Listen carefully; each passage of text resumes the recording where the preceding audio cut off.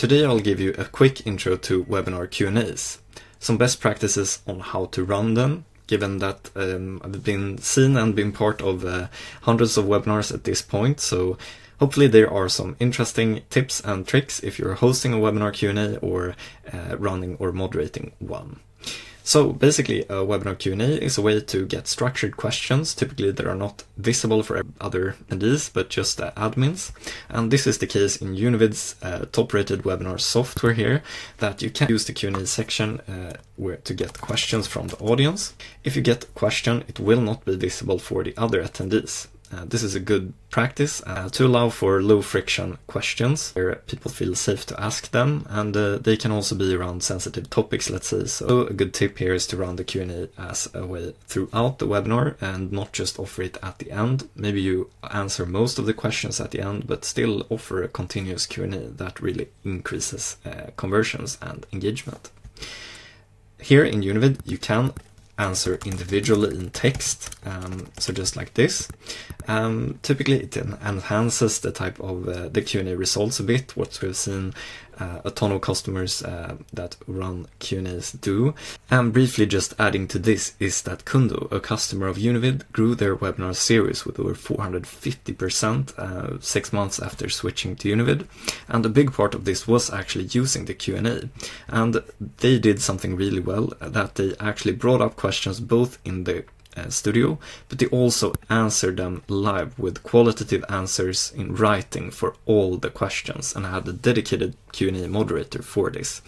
And this is something you can do in Univid, so this question will not be visible for others than the admins by default. You can still show good questions by clicking the eye here. Then they will be visible in the Q&A, but they will still be anonymous for other attendees.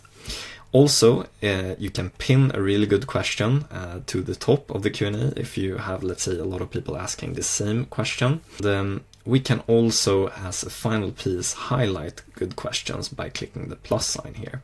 Then we can bring them up in the studio, so we can highlight it a bit in the video like this, and talk about it also in the stream. So definitely highlighting and talking about the questions in the video is a big part of things, and this can be a good way to also include them in the recording, as well as make things a bit more dynamic between the kind of studio where your typical panelists and guest speakers are, and the attendees that tune in via the text-based Q&A, maybe through live reactions where interaction typically starts, and also finally with the CTA buttons to drive the next steps.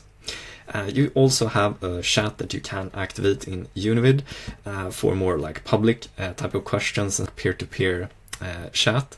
So that's basically also an option to run both chat and Q&A.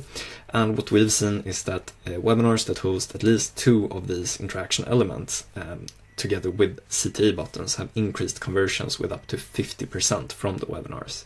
So interaction and offering this type of things are really powerful. So yeah, figured I would show you this, and hopefully it's a good introduction to running a Q&A, and you got some tips and tricks on how to do this. If you want to try Univid out, jumping into the website univid.io, and you can try the platform for free together with the Q&A functionality, and test things out for yourself. You can just input your URL and an AI branded webinar will be created for you. So thanks so much for watching, looking forward to have you hopefully on the platform or see you in coming videos. Ciao!